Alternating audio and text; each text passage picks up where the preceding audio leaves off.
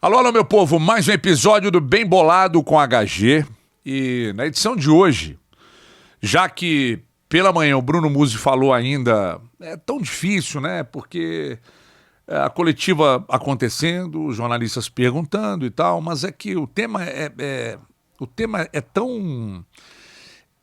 é difícil, tem muito número, tem muita coisa envolvida, é espinhoso, é difícil, principalmente para muita gente entender. Eu continuo dizendo que a maioria não entendeu. Tem muita coisa que é dita ali que a gente não tem conhecimento. Aí você tenta estudar, você ouve uma vez, você ouve duas, ou você assiste uma, duas, três vezes para tentar entender esse movimento de SAF no Atlético. Algumas coisas ficam muito claras, aí a que fica mais clara para mim é que de fato o Atlético não tem outro caminho, a não ser que amanhã o Rubens Menin acorde e diga, acordei, vou dar bom dia para Samambaia e vou pagar tudo do Atlético, não quero nada, não quero ser dono, vou presentear, coisa que jamais vai acontecer. O que precisa ser muito bem entendido é que eu acho que eu já até falei isso aqui. Tem gente que compra algo para obter lucro, tem outras pessoas que compram algo para obter um monte de outros benefícios, né? Enfim, institucionalmente isso pode ser importante para você, para os seus pares, e você vai lá e compra. Então, comprar o Atlético, achar que vai ter lucro rápido e o dinheiro de volta, eu acho muito pouco provável que isso aconteça. Embora a SAF... seja, bom, primeiro para salvar clube que está no cadafalso e segundo que o negócio tem que se pagar e, se possível, dar lucro, né? Porque as pessoas estão colocando dinheiro ali. Mas eu, sinceramente, acho que vai demorar muitas décadas para quem investir ter esse dinheiro de volta. Mas isso pode trazer um ativo muito importante, né? Enfim.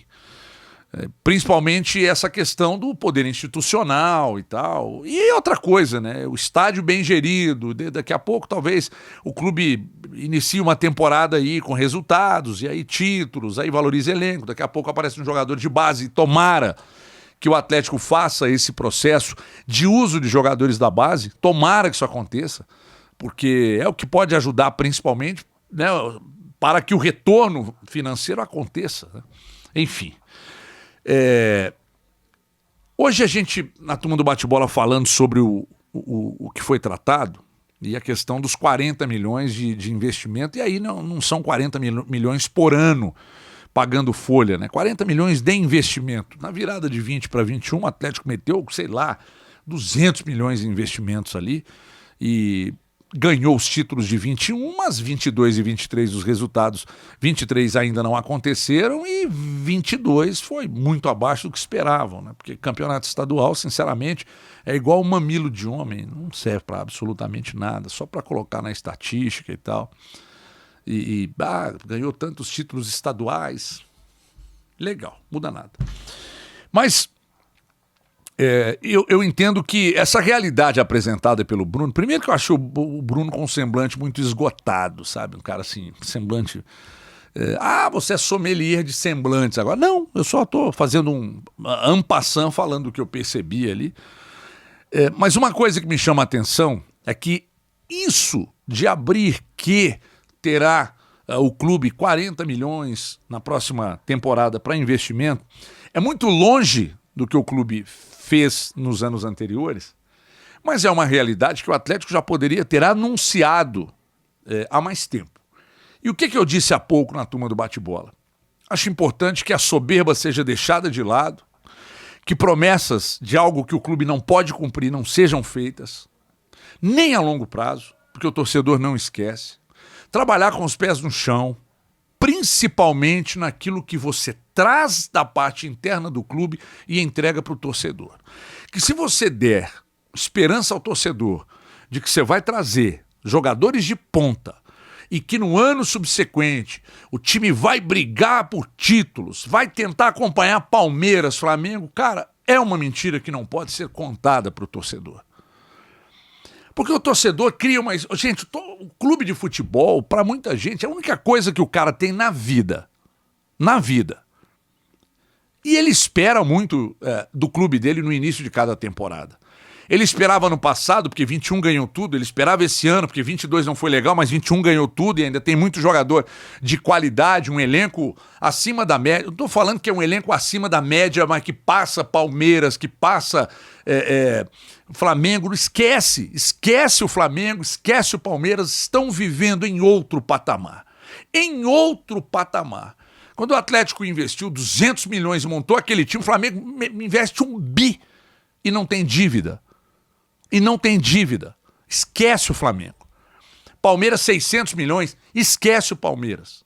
Vamos trabalhar dentro da realidade, pés no chão, sem soberba, com equilíbrio, projetando algo palpável, saindo um pouco desse mundo louco de que, vamos brigar. Não vai. Não estou dizendo que não vai ganhar títulos, eu estou dizendo que você não vai brigar nos mesmos patamares desses clubes que eu citei, porque eles estão, principalmente o Flamengo, é outro patamar de fato. De fato. Só que teve um trecho, o Cruzeiro, por exemplo, só rapidamente. O Ronaldo chegou, pegou o Cruzeiro e tal, e aí começou a trabalhar, reclamou muita dívida, e o cacete, cada gaveta que abre, sai lá um monstro da dívida, um monte de problema, recuperação judicial, etc e tal, o clube bem gerido, e aí contratando gente profissional. Mas não torce pro Cruzeiro, passa a torcer porque tá lá. Mas tem que ser gente competente para trabalhar no clube, que hoje é uma empresa, né? E o Ronaldo, aí traz o D'Alessandro, aí traz o Elias, aí traz o Pedro Martins, aí traz o Gabriel, aí traz não sei quem, aí traz o Vitor Riza, e aí gente que não torce para o Cruzeiro efetivamente, mas hoje passa a torcer. Porque normalmente você quer que sua empresa se dê bem, né? É bom para todo mundo, para o dono, mas para quem faz parte do processo também. E o Cruzeiro projetou um ano de 23 de luta contra o rebaixamento e até agora tem entregado muito acima do que projetou. Isso é muito legal para quem está lá no clube e a torcida, em momento algum, a torcida esperou que o Cruzeiro fosse brigar lá na ponta. Mas se o Cruzeiro tivesse prometido algo muito maior do que simplesmente brigar por rebaixamento, quando o time ficou esse período aí sem vitórias, a torcida ia ficar maluca. Já ficou, mas bem longe do que poderia ficar se a promessa fosse outra. E não foi. Contra o rebaixamento, já está lá à frente, por exemplo, do Atlético, que ali atrás projetaram que iria brigar por título. Então, eu acho muito perigosa a forma que alguns clubes comunicam. Então, é importante que o Atlético entenda que vive hoje com a maior dívida do continente, precisa necessariamente se tornar uma SAF. Se isso não acontecer, o problema será muito grave. Não tem tempo, como eu vi que um grupo de torcedores pediram 60 dias aí, adiar a data e para 60 dias para rediscutir e tal. O Atlético só tem fluxo de caixa até agosto, e isso já está na cabeça do torcedor, que sabe muito bem disso. Então, muito importante que o Atlético dê uma acelerada no processo, sem atropelos, para que a coisa vire, o Atlético comece a pagar as dívidas, se livrar dos juros, para que respire daqui a pouco a sua arena funcionando, capitalizando com eventos, com bilheteria, enfim, com tudo que a Arena MRV, pode proporcionar. Só que teve um trecho da entrevista com o Muzi, da coletiva com o Muzi, que chamou a atenção, e como é um trecho maior, eu queria ler aqui e quero ler para você e fazer a minha leitura sobre o que eu entendi disso aqui. Mas antes eu preciso falar da Afiminas. Você quer ser dono do seu próprio negócio, ter uma unidade Droga Rede ou Poupa Minas, que são duas redes que pertencem à Afiminas, duas redes de farmácias, que são farmácias no modelo que a gente gosta, né? Porque você entra lá e compra de tudo, quase que um supermercado que tem medicamento, tem produtos de beleza, mas tem um monte de outras coisas. Pois é, nós temos unidades que funcionam exatamente assim. E você pode ser dono de uma, sendo um franqueado.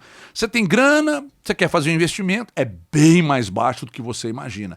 E você será dono de uma unidade Droga Rede ou Poupa Minas, se está em Minas Gerais, se está no interior de São Paulo ou na Bahia, Poupa Brasil, Minas Gerais, Poupa Minas ou Droga Rede. Mais de 130 unidades já inauguradas. Sábado agora vamos inaugurar mais uma em Passa Quatro. São várias unidades e só essa, a Fernanda lá de Passa Quatro, tem 7 unidades. Faturando, as nossas lojas faturam de 100 mil a 1 milhão por mês. Seja nosso franqueado, vem para a Afiminas. O telefone está aqui, o WhatsApp, 37 99949 1070. Fale com os nossos consultores e seja o nosso franqueado um baita investimento com segurança. Você não precisa entender nada do processo, porque nós escolhemos até o ponto para você montar a sua loja. Você recebe todo o suporte em TI, treinamento, marketing, negociação, a gestão inteira da loja por nossa conta. Vem para a Afiminas. Chama no WhatsApp e se embora. Tem um trecho da entrevista que o Bruno Musi disse exatamente assim. Ó, para a montagem do elenco, a gente pretende ter um equilíbrio maior na distribuição dos jogadores. A gente precisa ter jogadores abaixo de 20, jogadores até 24 a 29, de 29 a 33 e acima de 33, um percentual menor, etc. Hoje nós estamos com um elenco super competitivo a nível de Brasil. Eu não chamo de super competitivo, super qualificado. Competitivo não tem sido. Mas com talvez mais de 50% acima de 30 anos, o que dificulta de fato a venda de jogadores, que é importante receita. Então fizemos um estudo estatístico, eu sei que tem diversas maneiras de se pensar no elenco, e o diretor de futebol é quem tem que pensar nisso. Eu estou contribuindo com análises estatísticas dizendo que os principais times ganhadores dos últimos 10 anos, de todo mundo, eles têm X% de jogadores acima de 33, X% entre 33 e 34 e X% entre 20 e 29.